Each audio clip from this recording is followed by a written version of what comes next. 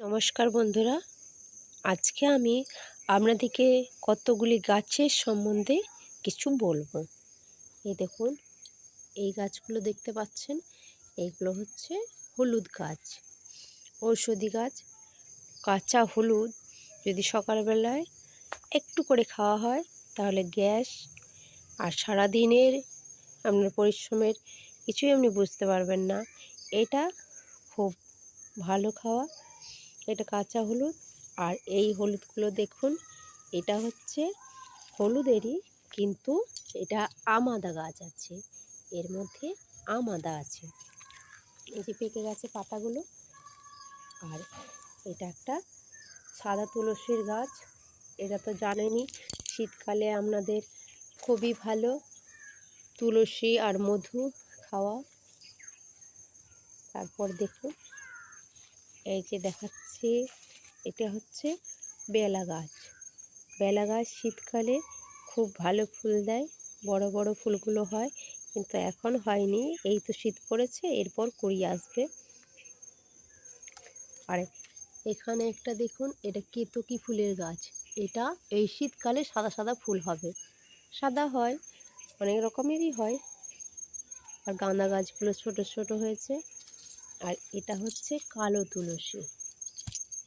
এটা তো আরও ঔষধি গাছ। এটা সকালবেলায় যদি 4-5টা করে পাতা মধু দিয়ে আদা দিয়ে খাওয়া হয় তাহলে ঠান্ডা লাগবে না, ঠান্ডা বুকে বসবে না। আর এই গাছটা দেখুন, এটা হচ্ছে সাদা টগর। এটা চাপ টগরের গাছ। আর এইগুলো দেখুন, এইগুলো হচ্ছে অপরাজিতা গাছ। অপরাজিতা, এটা নীল অপরাজিতা আছে, ফুটে আছে, আবার এর মধ্যে সাদা অপরাজিতাও আছে গাছটির মধ্যে পুরো। দেখুন, আর এটা হচ্ছে সাদা টগর। এটা সাধারণ যে টগরটা হয় সেই টগরের গাছ। দেখুন, ফুল ফুটে আছে অনেকগুলো। আরেকটি আপনাদেরকে ঔষধি গাছ দেখাচ্ছি, সেটা হচ্ছে কালমেঘ গাছ।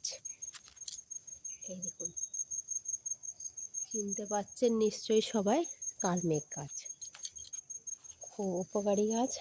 আর এটা হচ্ছে লাল রঙ্গন ফুলের গাছ। এইটি সবারকার বাড়িতে লাগিয়ে রাখা একদম উচিত। এখন এই যে বড় বড় রোগগুলো হচ্ছে, এই রোগের হাত থেকে রক্ষা পাওয়ার জন্য এই গাছ অবশ্যই লাগাবেন।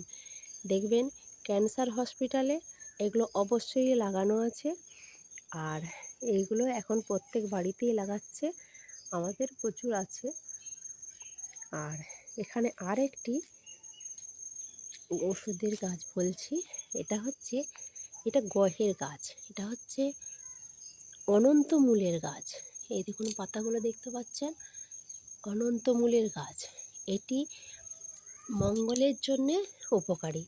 সবাই তো আর প্রবাল পড়তে পারবে না, তাই এর মূল যদি পড়া হয় তাহলে ওর কাজ করবে, মঙ্গল গ্রহের কাজটা করে নেবে। তারপর আরেকটা দেখাচ্ছি, এখানে তো দেখতে পাচ্ছেন কালমেঘ গাছ আছে। আর যেটা আরেকটা রোগ এখন খুবই হচ্ছে মানুষের, সেটা হচ্ছে সুগার। হুট করতেই সুগার হয়ে যাচ্ছে। এই দেখুন, এটা হচ্ছে, এটা নয় কিন্তু,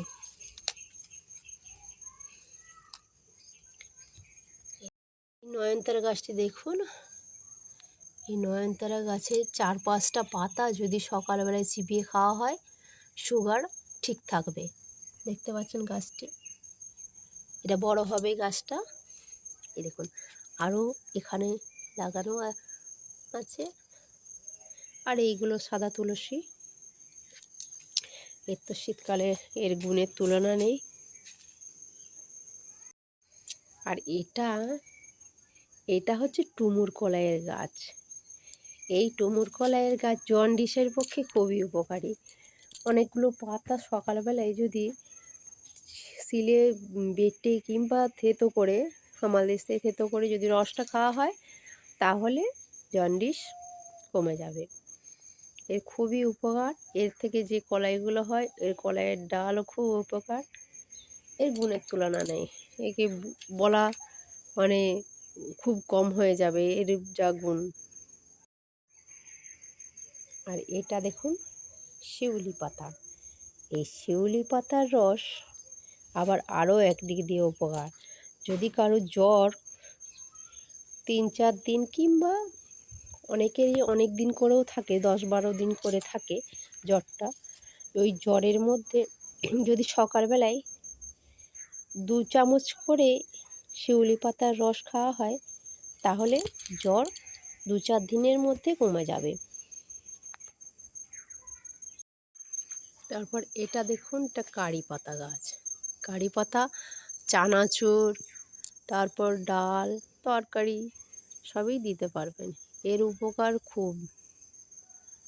যা বলছি মুখে কম হচ্ছে, দেখবেন সব জিনিসই উপকার কিছু না কিছু আপনি পাবেন।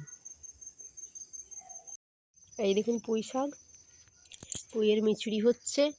পুঁই মিচুড়ি দিয়ে নিম পাতা দিয়ে ভালো ভাত খাওয়া যাবে, দারুণ খেতে।